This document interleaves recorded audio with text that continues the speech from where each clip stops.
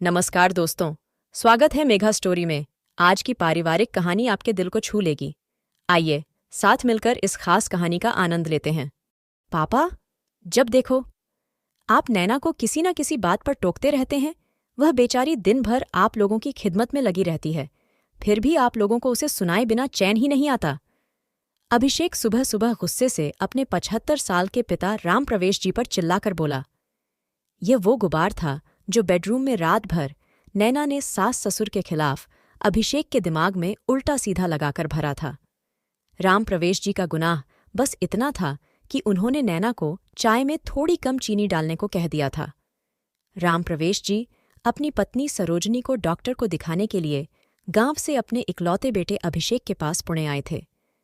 दरअसल नैना होली पर अभिषेक और गोलू को लेकर अपने मायके नागपुर जाना चाहती थी। राम प्रवेश जी के प्रोग्राम की वजह से उसे अपना कार्यक्रम कैंसिल करना पड़ गया था, जिसकी वजह से वह जली भुनी बैठी थी। अभिषेक माँ बाप का इकलौता बेटा था। उसकी 2 बहनों ऋतु और मधु की शादी उन्होंने जैसे तैसे करके निपटा दी थी। राम प्रवेश जी एक कंपनी में क्लर्क की नौकरी करते थे। एक्स्ट्रा इनकम के लिए वे दफ्तर के बाद एक जगह पार्ट टाइम काम करते। सरोजनी घर के कामों के बाद जो टाइम मिलता उसमें कपड़ों की सिलाई करके कुछ कमा लेती, जिससे अभिषेक की पढ़ाई और कोचिंग का इंतजाम हो सके। सरोजनी और राम प्रवेश की एकमात्र इच्छा थी कि किसी तरह अभिषेक पढ़ लिखकर अच्छी नौकरी में आ जाए, जिससे उनकी यह तपस्या पूरी हो।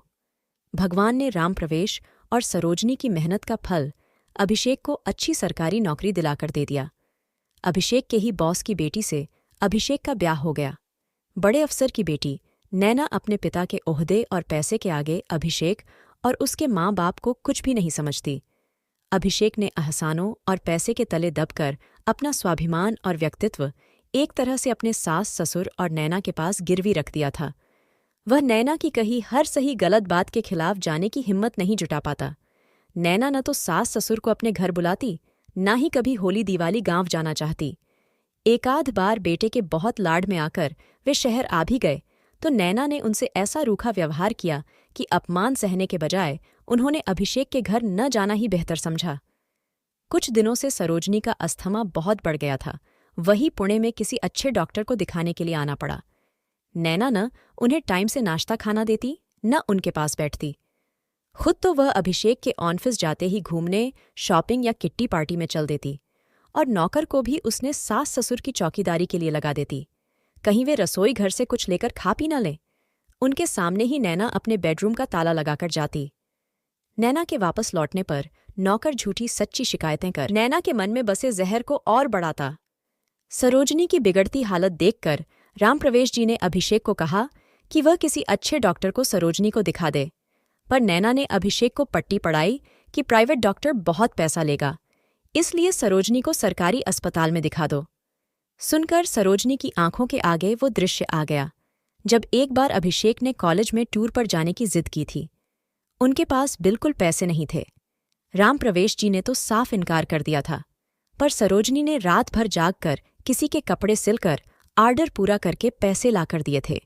पैसे पाकर आई अभिषेक के चेहरे की चमक को देखकर सरोजनी की रात भर की थकान एकदम उतर गई थी।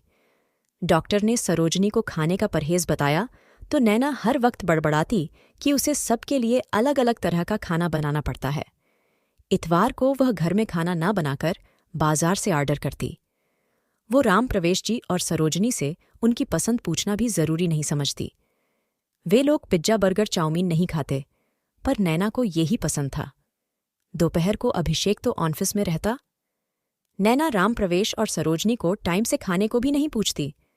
अगर सरोजनी किचन में जाती तो रूखेपन से उन्हें कहती कि वो उसे अपने हिसाब से काम करने दें। सरोजनी समझ गई कि उसे सरोजनी का किचन में आना पसंद नहीं। नैना ने आइसक्रीम मंगाई जो सरोजनी को बहुत पसंद थी। सरोजनी ने थोड़ी सी आइसक्रीम मांगी तो बहू ने साफ मना कर दिया। सरोजनी मन मसोस कर रह गई। नैना ने रात का बचा चाउमीन सरोजनी और राम प्रवेश को लंच में दे दिया, जिसकी वजह से रात में सरोजनी को बहुत खांसी उठी। आवाज सुनकर नैना ने अभिषेक को कहा, लगता है मम्मी ने चोरी से आइसक्रीम खा ली है। मुझसे मांग रही थी, मैंने मना कर दिया था। अब सबकी नींद हराम कर रही हैं। एक तो पापा जी रात में कितनी ही बार बाथरूम जाते हैं और सुबह सुबह इनका खांसना शुरू हो जाता है। अपने ही घर में चैन की नींद भी नहीं सो सकते। बस इतना सुनते ही अभिषेक दंदनाता हुआ आया। मम्मी, हद हो गई चटोरपने की। क्या अपनी जीभ पर कंट्रोल नहीं रख सकती थी? अब आधी रात में सबको परेशान कर रही है। ज्यादा तबीयत खराब हो गई तो कहाँ कहाँ लेके भागता रहूंगा। सरोजनी बेचारी अपनी सफाई में यह भी नहीं कह पाई कि उसने मन होते हुए भी आइसक्रीम छुई तक नहीं थी।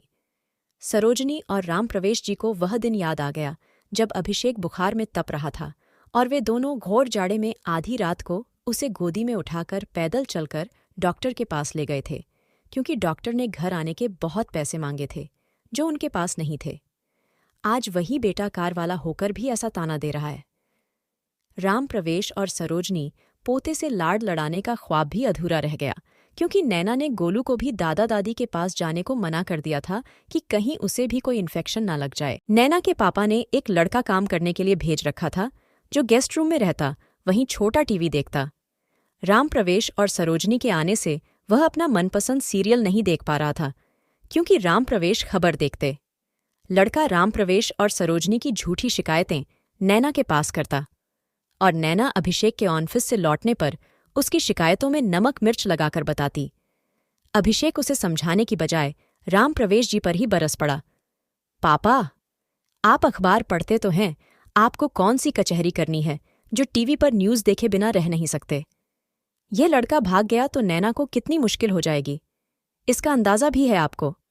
एक दिन नैना के घर पार्टी थी। नैना को पता था कि सरोजनी बहुत अच्छी कचौड़ी, दही बड़े और मूंग का हलवा बनाती है। उसने सरोजनी से मीठी मीठी बातें कर सब कुछ बनवा लिया।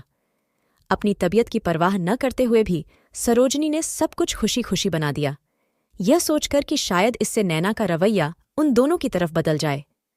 पार्टी में आई नैना की सब सहेलियों ने खाने की जबरदस्त तारीफ कर नैना से पूछा कि इतना स्वादिष्ट खाना किसने बनाया, तो नैना ने शान से जवाब दिया, हमने हाल ही में एक नई कुक रखी है, गांव की है, पर खाना बहुत अच्छा बनाती है। Wow, you are so lucky. आजकल खाना बनाने वाली अच्छी नौकरानियां कहाँ मिलती हैं? कुछ एक ने नैना को सुनाया। दूसरे कमरे में राम प्रवेश जी और सरोजनी ने उनका वार्तालाप सुना तो राम प्रवेश जी आपे से बाहर हो खड़े हो गए। बड़ी मुश्किल से सरोजनी ने उन्हें रोका। राम प्रवेश जी बोले, मैं कुछ भी बर्दाश्त कर सकता हूं, पर तुम्हारे लिए ऐसे ओछे शब्द कभी नहीं सुन सकता। तुम फौरन सामान बांधो, हम अभी गांव वापस जाएंगे। तुम्हारे लिए ऐसे गंदे डायलॉग सुनकर मैं इस घर में 1 मिनट भी नहीं रह सकता। कहते कहते राम प्रवेश जी रो पड़े। अपने ही बेटे के घर में अपनी ही बहू के मुंह से अपनी पत्नी के लिए नौकरानी सुनकर उनके स्वाभिमान को बहुत ठेस लगी। रोजाना की चीख पुकार और शिकवे शिकायतों को सुनकर राम प्रवेश जी समझ गए थे कि बहू रानी को उनका रहना अखर रहा है, पर बहू इतना नीचे गिर जाएगी कि अपनी सास को नौकरानी बना देगी, ऐसा उन्होंने सपने में भी नहीं सोचा था।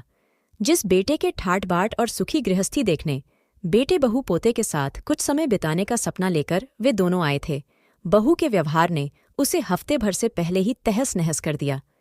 सही कहा है, किसी ने माँ बाप जिस बेटे को हमेशा अपने साथ रख सकते हैं, उसी बेटे के घर में उनका 2 दिन भी गुजारा नहीं। माँ बाप के घर पर हमेशा बेटे का अधिकार है, परंतु बेटे के घर में उनके लिए अपना एक कोना तक नहीं। जिस घर में सम्मान की जगह माँ बाप के स्वाभिमान को ठेस पहुंचे, वहां घुट घुट कर मरने से अच्छा है वहां से चले ही जाना।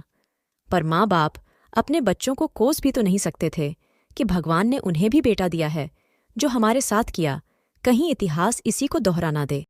पाठकों, आज की कहानी यहीं समाप्त होती है। कहानी अच्छा लगे तो वीडियो को लाइक और चैनल को सब्सक्राइब करना ना भूलें। धन्यवाद।